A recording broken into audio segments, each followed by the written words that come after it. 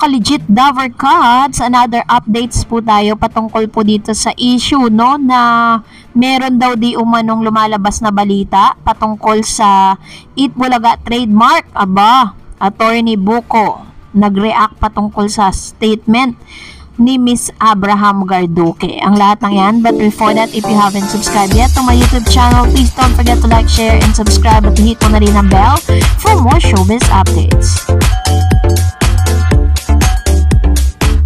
Course, bago nga tayo magpatuloy sa ating mga updates this evening, nais ko po muna magpasalamat sa lahat po ng mga legit viewers, subscribers, and legit Dover Cats na lagi pong nag-aabang at umaantabay sa mga videos po natin. Maraming salamat po at i-shoutout natin si Mr. Malyari Mascareñas sa palagian niyang panonood.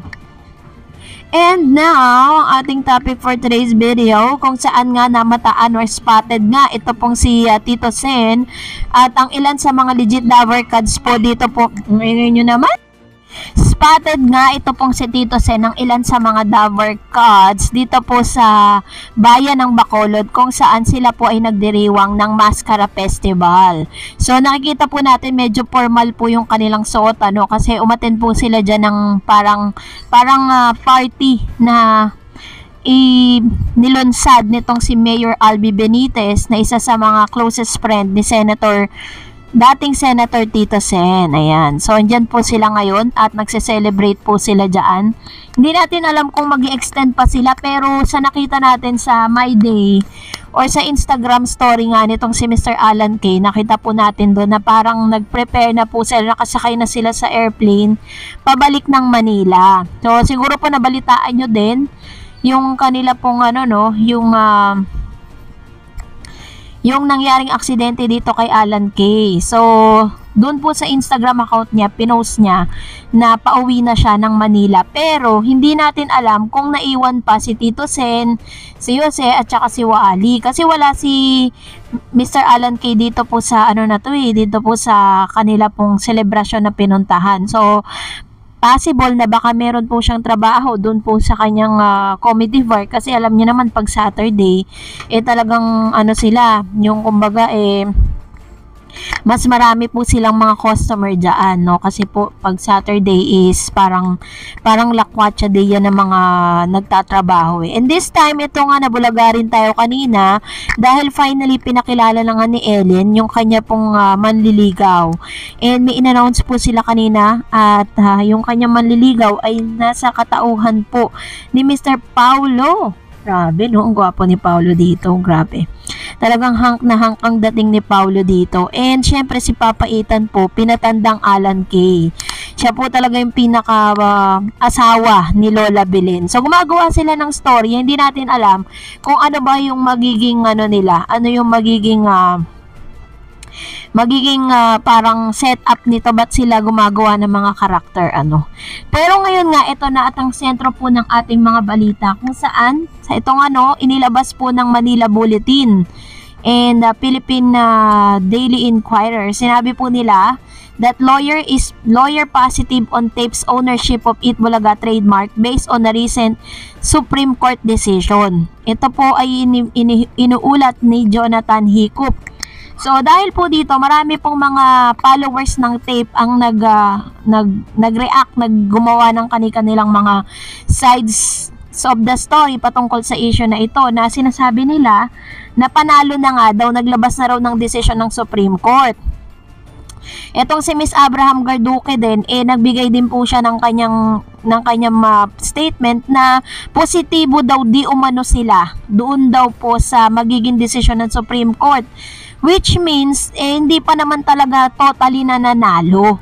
Wala pa pong inilalabas. Kumbaga parang assuming pa lang sila na mananalo sila dito. Kumbaga sabi po ni Miss Maggie Abraham Garduque, naniniwala daw siya di umano na mananalo sila. Syempre po dun po sa statement na yun, you need to read between the lines. Wala pa naman pong inilalabas na desisyon ang Supreme Court. So dahil dito naglabas din po ng kanyang statement si Attorney Buko na wala pa nga, bakit nagse-celebrate na po yung tape. No, ano yun, may access po sila, may personal access sila sa Supreme Court at binigyan na po sila ng or sa korte ng papeles na talagang mapapasa kanila na yung kanilang trademark. So paano naman po yung issue sa IPO? Kasi 'di ba kung matatandaan po ninyo, pinatunayan po ng isa sa mga nagdidemanda rin sa tape, itong si Eko Kalingal, nagdidemanda siya, dinidemanda niya ang tape na ginagamit daw di umano nito yung trademark na nakapangalan sa kanya na nirehistro niya sa IPO. No? So, talagang very early pa po para po sabihin itong si Miss Maggie Abraham Garduque na sila po yung nanalo sa Supreme Court. Kasi just in case na ganun nga yung mangyari, hindi naman po papayag si Attorney Buko na talagang Buko Enriquez, kung sakasakali mangyari to, syempre iaakyat niya po sa higher court yan. Meron na naman pong panibagong panibagong takbo ng hearing. Ang gusto kasi mangyari po ni Mr. Enrique dito po sa Divina Law, si Mr. Buko, na magkaroon po yung tinatawag na injunction. Yung injunction kasi na tinatawag, parang ito po yung pagpapatigil na gamitin ng Tape Incorporated ang trademark na Itbulaga hanggat hindi pa po natatapos ang kaso. Kasi 'di ba may haharapin pa po silang injunction, may haharapin pa silang copyright infringement.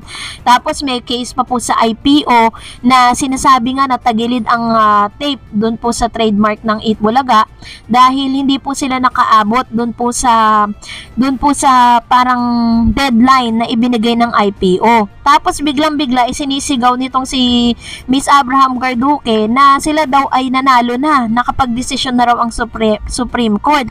Samantalang wala pa pong inilalabas. Dapat po lalabas po sa news yan, news online yan. Kaso nga lang parang lumabas pa lang ito dito po sa mga newspaper, sa mga broadsheets. So wala pa po tayong kasiguraduhan. So hindi pa sila pwede mag-celebrate dahil hinihintay pa po natin yung formal na ilalabas po ng Suprema patungkol dyan. So dahil dyan, narito naman ang ilan sa mga komentong napili po natin mula naman sa ating pong mga legit viewers. Sabi po ni Bobcat PH, pero P is based on the game show Card Shark. Of course, not totally copied but with modification. Ganoon naman talaga dapat kasi 'di ba parang ang nangyayari kasi ngayon sa kabilang kampo dito po sa tape, lahat po ng mga ginawa po nilang pag-game doon ni Miss Jenny Pere na isa sa mga creative staff, 'di ba? Or yung pinaka head writer and creative staff po dito sa Itbulaga, branded Itbulaga. Ginaya lang nila without modification. Pinalitan lang nila yung pangalan ng game pero ganun pa din. Sabi ni Kibi Dango, ano naman ang panama ni Cassie kay Karen? Si Karen magaling kumanta at sumayaw kasi sayaw. Pwede nang pagtiyagaan, sing wale. True, 'di ba? Kasi nga talagang talagang makikita mo talaga pag kinumpare mo yung dalawa, ang laki talaga ng difference, Kaya talagang mas sumikat pa nga si Karen kaysa dito kay Cassie. Sabi naman ni Jason DJ, it's Tambalolo show na lang dapat ang ipalit ng tape sa title ng show nila para kung katunog ng pangalan ng may-ari. Hehehe, ayun. Ito naman po ang ilan sa mga komento ni Jason DJ. Na dapat daw, ito na lang ang ipalit. Nag-register po sila ng pangalan, pero Itbulaga Happy. So, nandun pa rin po yung naka-shadow pa rin po sila dun sa pangalan ng Itbulaga. Hindi talaga nila maalis, na talagang parang parang di na sila makapag-isip talaga ng bago. Angelo Acosta said, 8435, sa wakas bumalik na si Maine Dover Cats. Diba sabi ni Ellen na papakilala ang manliligaw niya? Hula ko si Zombie at si Papa Ethan naman ay si Jimmy, asawa ni Lola Belen. Exciting to. Ayun. So nakilala na nga natin kanina si yung manliligaw at boyfriend ni Ellen na talaga ng sobrang gwapo, no? And of course, nakilala na rin natin si Papa Ethan. Si Alan Kay pa rin. Kamukha niya si Papa Ethan. Pinabata lang si Papa Ethan ng konti. And ito naman po si user NT9C5XD7X. Ang gaganda nila, E80 girls. Sinasamahan pa ng mga Sing It girls. Wala kang tulak kabigin. Super. Kaya ang saya nila kanina. Go, go, go mga legit Davercads. Mabuhay kayo. Ang gaganda nila. True. Halos karamihan po sa kanila. Pansin po ninyo, di ba, lahat po ng mga pinili nilang nanalo sa Sing It Girls, yung maitsura, maganda, kumbaga parang full package. Kasi nga talagang gagamitin po nila yan dun po sa panibago nilang ngayon nga, itong therapy show. So, that's it for today. For more videos and updates, please don't forget to like and subscribe. And please follow me on my Facebook page, DarEdsTV. God bless everyone.